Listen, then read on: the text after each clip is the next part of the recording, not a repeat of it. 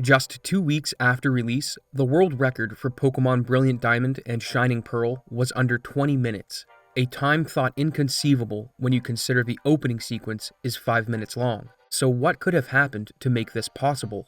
It has to do with one of the most powerful types of glitches that can be used in speedrunning, storage. And in the case of the Diamond and Pearl remakes, it might as well be God mode. Today we'll be looking at how these glitches are used in the current route and what effects they have on the game. But before we do, allow me to introduce this video's sponsor, Boxu. If you're looking for a great holiday gift or want to experience gourmet snacks from around Japan yourself, then Boxu is perfect for you. Boxu is a premium snack box subscription service that delivers original assortments of Japanese snacks and tea pairings right to your doorstep each month. And the best part is, every month has a different theme. This box is the Seasons of Japan theme, and it contains treats inspired by the 4 seasons, such as my personal favorite, the Boxu exclusive chocolate-infused white strawberry, a true taste of culinary perfection. Each box comes with a culture guide that describes the snacks it contains and provides you with information about the theme of the box and the makers behind the snacks. I was surprised to find out that the makers behind the Yuzu Sake candy have been making treats for over 100 years. Boxu is a fantastic gift for anyone that appreciates Japanese snacks and culture. And if this culinary tour isn't enough and you'd like to experience Japan for yourself, Boxu has you covered. Because for everyone that subscribes before December 31st, Boxu will be entering you into a draw for a free pair of tickets to Japan. So if you want free tickets to Japan, use my code abyssoft10 and link to become eligible to win the giveaway by subscribing to Boxu, and my code will get you 10% off of your subscription. Don't miss out on this unique opportunity available for anyone who subscribes until December 31st. The terms and conditions are included down below with my promo code, and with that, let's get into the video. The game starts off normally, as you need to get a Pokemon in your party by battling the Starly before any glitching is possible. But once we have it, the rest of the game is wide open to be broken, and it starts with menu storage. Menu storage is a glitch that enables you to open the same menu multiple times, which then allows you to move around in the overworld while having a menu open. To enable it, you'll open the Pokemon menu, select a Pokemon, and then on the summary screen, you have a short window to mash the A button with ZL and ZR, as they all register an A press. If you hear the click noise twice, you've just enabled menu storage. And when you exit back to the overworld, you will now have a menu open while you walk around. To cancel it, all you need to do is exit the menu, and that's about all that menu storage accomplishes on its own. So why is this a big deal? The real strength of menu storage is being a foundation for other glitches to be built upon. Because while it's active, you're able to trigger some very broken sequences. And it's time we look at the first glitch that it enables: script storage. To understand what script storage is, you need to know what a script is, so let me explain. A script is a piece of code that gets executed in real time instead of being compiled when the game boots up. Some examples of scripts would be the player reading a sign, talking to an NPC, or opening a door. When menu storage is active, you can interrupt a script by pressing B during its execution, which does 2 things. It dismisses the menu storage and freezes the script from executing further, storing it in memory. Different scripts have different effects when stored, and instead of calling every instance of this script storage, runners refer to each individual storage by the name of the object enabling it to avoid confusion. The first instance of script storage occurs in Twinleaf Town when you leave your house after getting Turtwig.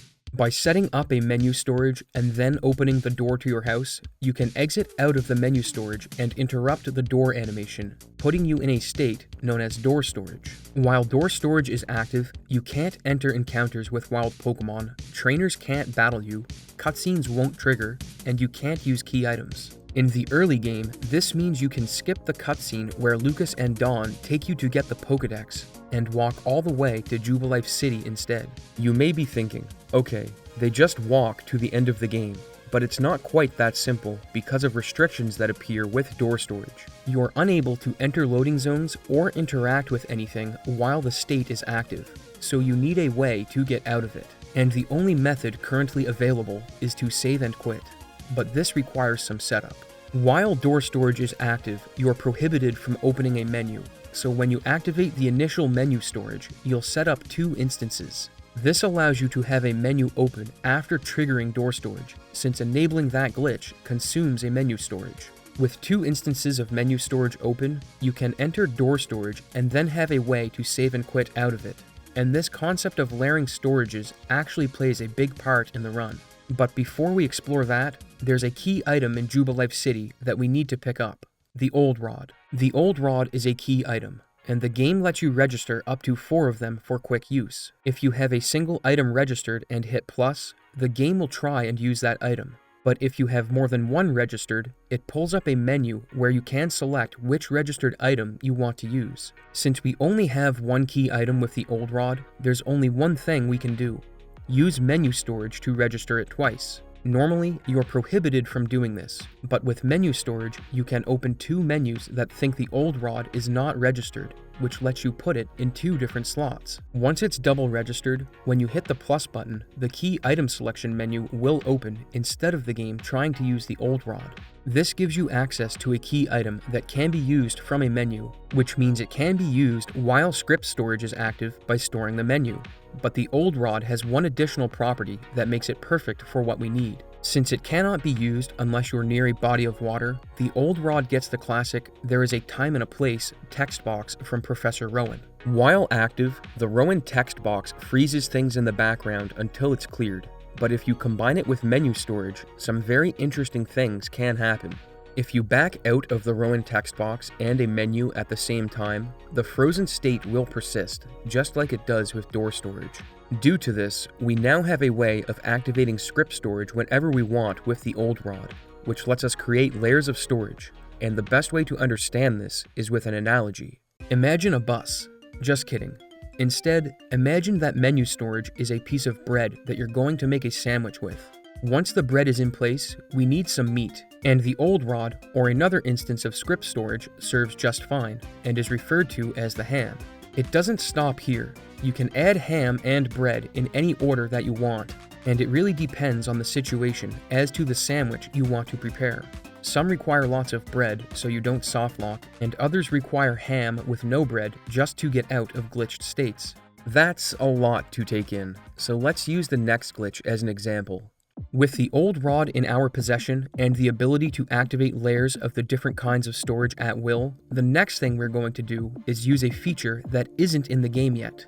Sort of. The Global Wonder Station, or GWS, is a feature that is currently offline in the game, and if you try to enter the building, the NPC will trigger a dialog box that includes a script that pushes you back 1 tile when it completes. The pushback has a special property. The game thinks you'll be in a specific location when it triggers, so it doesn't check for collision while it's applied, which means it can be used to get through walls. So you've probably already guessed that this script is getting put on the sandwich. The amount of things that get put into storage at this point gets a bit confusing. So to help keep things understandable, I'll include this sandwich tracker to represent the stack. We're going to use the GWS pushback as part of the setup for the next glitch, as it will help get us out of bounds. So let's have a look at one of the most unique out of bounds glitches in speedrunning, the Legitate. This glitch requires a unique sandwich, with 1 piece of ham and then 2 pieces of bread. The top piece of bread gets used to store the GWS pushback. This puts us in a glitched state similar to door storage so that we can get out of Jubilife City and on Route 203 without having to fight the rival or worry about trainer battles and encounters. There's a particular ledge we want to get to on Route 203, and when we jump over it, the bottom piece of bread will be activated to interrupt the ledge hop animation and activate the pushback from the GWS that we have stored. 2 things happen when you do this. The ledge jump gets interrupted by the GWS, and you're now levitating in the air. With only a piece of ham left on the stack, you'll now go back to Jubilife and consume it to get out of the glitch state the GWS had put you in. Except now, you have a bunch of height. 2 more bread need to be set up, with the topmost bread being used to store another GWS, and the final bread will be used to save and quit. Because now, we're finally set up to get to the Pokemon League. Now that we are defying gravity, we are able to get out of bounds on Route 202. And by navigating a precise path while in the void, we meticulously make our way to the league. While out of bounds, nothing is loaded in except a few backgrounds, but collision is still active, so you can use the sounds of bumping walls to get a good idea of where you're at. When you see the dark blue water background, you've arrived at the league with the GWS still in storage, and it's here that you'll use the pushback to get yourself to the left side of the league plateau, and then save and quit to reload the overworld. For some reason, this save and quit loads you under the ground, and normally this would be a problem as you can't access the door to enter the league, but the trigger for the door cutscene extends below the ground, so you can trigger it even if you're below the floor. Which brings us to the final challenge, the Pokemon League. There are 3 major barriers left to overcome. We need to get past the badge checker, get through the Elite Four, and then get through Cynthia, who has a few special properties. First up is the badge checker, and unfortunately for us, walking up to him triggers a rival battle that we want to avoid at all costs since we only have a level 5 Turtwig. To avoid the fight, we'll open a double menu storage and take the escalator to the left, and as the screen starts to fade to black, you want to back out of one of the stored menus. This gets you to the top of the escalator with a single menu storage open, with the bonus of now being out of bounds. You'll want to walk to the door behind the badge checker, but there's one small problem. There is an invisible wall that stops you from walking in bounds, so you can't trigger the door. Fortunately for us, it's located on a half tile, so we can use the remaining menu storage we have up to save and quit. And upon loading back in, the game corrects our position to the nearest tile that it thinks we're on. This pushes us through the invisible wall, which skips the badge checker and rival battle. Now we have the Elite Four to deal with, and we'll serve them a reverse sandwich with a ham-bread ham that is set up in the hall outside of their room. This is because when you enter a room in the Elite Four, a small animation plays of you walking forward, but if you use the old rod within a 3-frame window, you can interrupt the animation and store the walk forward.